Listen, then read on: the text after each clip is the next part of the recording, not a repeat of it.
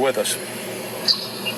Yes, sir. I'm incredibly sorry that that happened to you, but that is correct. My name is Dennis James Jackson. Actually, you probably know me by Dennis James Juby Jackson. I've had associates with the Oklahoma authorities for quite some time, ever since basically the Timothy McVeigh ordeal happened, and ever since I went into the area and basically busted them pertaining to a government cover-up in the year 2009.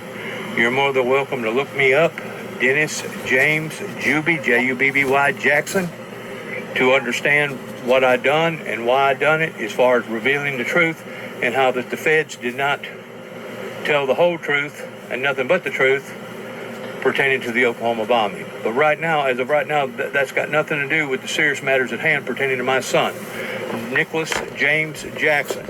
He's at the age of 46, dark-headed, brown-eyed, and he was driving a concrete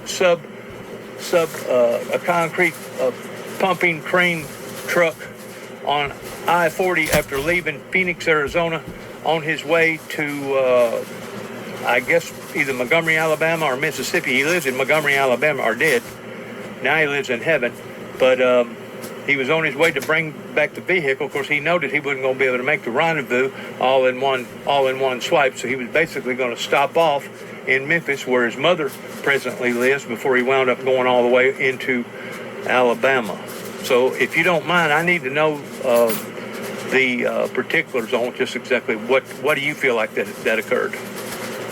Yes, sir. So he was driving on I-40, like you said, going eastbound, and he was coming up on a construction zone, and that construction zone's been there for probably a couple months or a few months. So it goes from 2 lanes on I-40 to 1. Speed limit goes from 75 to 70 to 65 to 60 as they go to 1 lane. And could you explain that to me again? It went from 75 to what again? In increments of 5, it went from 75 to 60 over the course of about a mile. Over the course of about a mile. Now, whenever you have a bottleneck like that, I've actually seen bottlenecks as far as 10, 12, 15, maybe even 30 miles backed up from where the actual construction project was going on. Was he in the area that had signs explaining to him about the reducing of the speed and about the construction zone? Yeah, so I think at that point he was in the section where it had already gone down to 65. So he was about a mile before the actual construction. Okay. So he was like you were saying, approaching that bottleneck point. Yes, sir. So traffic was stopped in the right lane, and traffic in the left lane was moving a little bit, just because right there in that specific area, there's actually kind of like a hill crest. Yep, I was told that, and I was also told that in that area you've also had other accidents. I hope that they wasn't near as bad as the one that happened with my son, but then again, you never know. Yeah, there's been a few. A few, see? So somebody ain't got the markers out right, or ain't got them backed up enough. That way you need to have blinking lights going and everything else. I don't know what the construction crew or who the construction crew is out there, but I guarantee you it will be thoroughly investigated, sir. Yeah, so it's Oklahoma Department of Transportation, and I have nothing to do with that. I know that. I don't even know this. But since there is a death involved, there will be a thorough investigation pertaining to hooking the vehicle up to the black box and seeing what the formalities of everything was before he actually made impact. And I know that you can do that. And there should be an investigation.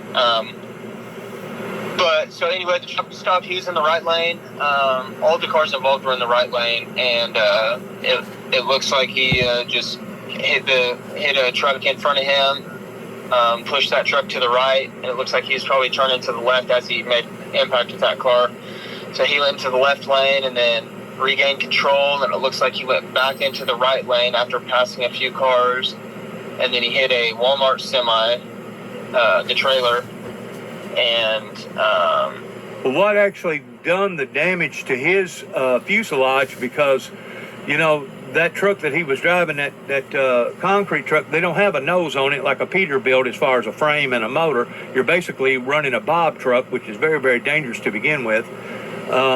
What exactly, he had to hit something pretty high to have caused that kind of damage to that fuselage. Yeah, so like I said, he hit that truck, and then he hit that semi-trailer, and... The semi-trailer, Walmart semi-trailer? Yes, sir, and both of those cars were totaled, and then he hit another truck, and that was totaled, and then he hit a metal guardrail that was on the outside shoulder, and it looked like he hit that still going pretty fast, because probably 100 feet of it, probably 50 to 100 feet of it was peeled back. All right, was that on the end or was that somewhere in the middle? Because on the end they got safety rails up until a certain amount of feet. Yeah, it looked like it was on the end. Okay, that was on the end. So he'd already slowed down with enough momentum, but still, with that truck being so heavy, that truck weighs 55,000 pounds. Yeah. And that truck, or maybe you don't know this, but the truck on top end going downhill won't do but 65 miles an hour. That's as fast as that truck could go. Ordinarily, he was probably only doing 50, 55. So something entirely went wrong. Either the hill was too steep to the point that he just didn't catch it in time, because he's a very, very safe, conscientious driver. And a matter of fact, I just got through texting him and telling him, son, if you don't think that you can make your destination by getting to Memphis by 12 to 1 o'clock, pull that rig over and take a cat nap, because the safety of your life and everybody else's isn't worth it. Now, I had a feeling of that. This was after I tried to call him 3 different times on his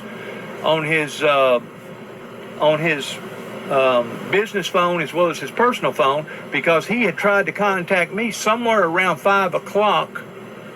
I don't know what he wanted to talk to me about, but I was out here busy and I didn't catch the phone. Now, I do know that he had just presently just got through talking to his employer that he's working for by the name of Lucas, L-O-U-C-E-S, Lewis and Ryan, basically working for Kegel Concrete Construction out of Huntsville, Alabama. He had just got through talking to Lewis at 4:45. Okay. So that was the time zones that Lewis told me about. I mean, this has upset the apple cart in the construction industry up here. Yeah. I think the collision happened somewhere around 17:35 was the first call we got about it. Right. That's 5:35 our time, civilian time. Yes, sir. Yep. Wow. And like I said, with that truck being that heavy, you can't just stop them things on a dime, sir. Yeah. Kind of like a railroad car, Carson. What did you say your name was again? I didn't catch that. Trooper Stout, S-T-O-U-T. Okay, because there was another trooper that I seen on Channel 4 News out of Oklahoma that was actually being the reporter and reporting the incident. Yes, that was Lieutenant Foster. Yes, Lieutenant Foster. Yes, he showed up on scene a little bit after me and another trooper did. Okay. But there was by the time I got there was probably 10 deputies. There were some other troopers that were on the TAC team going to serve a warrant that rolled up on it. Tribal police, all sorts of people were there. Fire, IMSA was there. DOC, everybody. Yep.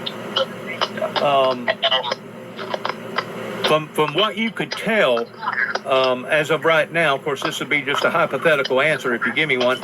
From what you could tell, there was absolutely no fatalities as of last night. And was there anybody really seriously injured, or did anybody else have to go to the hospital? I'm sure they did. No, nobody else was hurt. Pardon me? No, sir, nobody else was hurt in the collision. No one else was hurt in the collision? Correct. To hit that many vehicles and to do that kind of damage to that sub pump front of that truck like that? Correct. Wow. Is that concrete truck that my son was driving, is it basically totaled out now? Yes, sir. I figured it would be. Because it looked like it pushed the front of the cab all the way to the back of the door. Yes, sir. I know you see stuff like that on the road all the time, and I know it's dreadful in seeing stuff like that. How quick did you get onto the scene? 2 minutes, 5 minutes, 15 minutes? No, sir. I was actually, I don't know how familiar you are with the Oklahoma City Metro, but I was in Yukon when the call came out, so it probably took me 30 minutes driving as fast as I could to get over there. Okay. From what you could tell, did he have just external damage from the chest down, or did he also have damage on his chest and his face too? It looked like most of the damage was neck down. From the neck down? Yes, sir. In other words, it probably crushed almost every bone in his body.